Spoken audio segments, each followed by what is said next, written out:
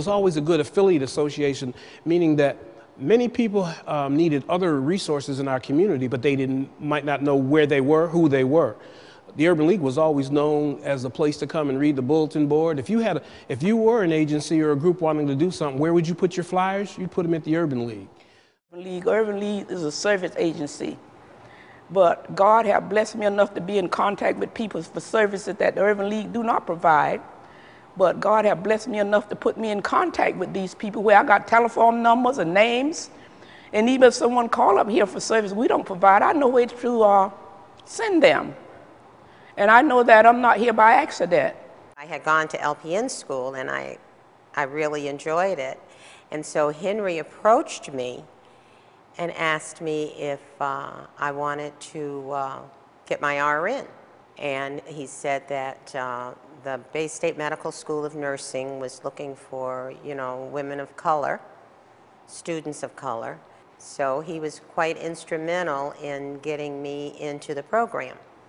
Well, like I said, I got sent out for jobs, and there was a time that the Urban League was making sure that people of color, minorities, women, had good paying jobs in places that normally didn't hire minorities.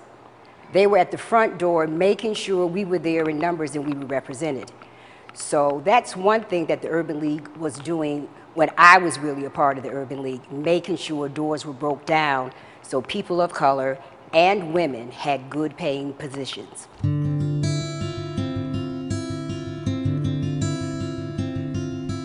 The Urban League of Springfield had its real beginning in 1913 with an idea conceived by St. John's pastor, Reverend Dr. William N. DeBerry.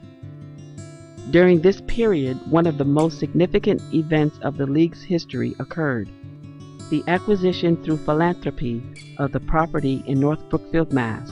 to establish the historic Camp Atwater. Camp Atwater is a historic institution that has served thousands of young people from all around the United States for 92 years now. This is our 92nd year. I'm fairly young, but I've been a part of the Urban League for more than half my life. From a young person going to Camp Atwater at 7 years old. Was the nursing up at Camp Atwater, because it was an overnight camp. I would go for 2 weeks. That's what I have done both girls seasons and boys season. It was a good experience because I never had a camping experience on my own, but it was a good experience to see all that was available to the young people. No, no. They had, for the staff, they had lodging for the staff. But originally back in the 80s when we were there, we slept in the cabins. Yeah, we went up on the hill. We had our cabin back there and our primitive shower. Went there as a kid, and I was second generation. My father attended the camp in the 30s, and I was there in the 60s, and my children attended in the 80s. Too many mosquitoes. I'm too old for that now. And the mosquitoes even bite in the daytime.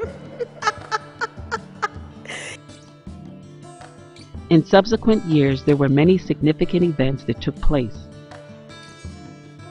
These activities were primarily during the tenure of Mr. Alexander B. Mapp. Since the transition years of the 60s, the Urban League has primarily been noted for its social, cultural, educational, workforce development, and community work. The League operates a range of services impacting children to mature adults. The thing that is really significant about the Urban League Centennial Celebration is the fact that we are able to have a centennial celebration. And so we are proud of that. We think that we are fortunate that we have had the level of support. We can get energized by looking back and seeing the impact that we've had on the thousands and thousands of people, and that kind of impact on the community in which you serve is an awesome accomplishment. But as much as this celebration is about yesterday, it is even more about tomorrow.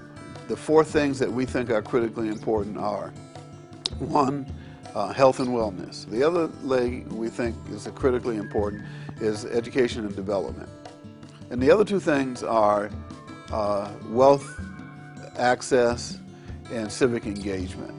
And we think that if we focus on the things that are going to have the strongest impact on the quality of life of individuals, families, and community at large, we're going to be able to again hold our heads high and be able to say a job well done.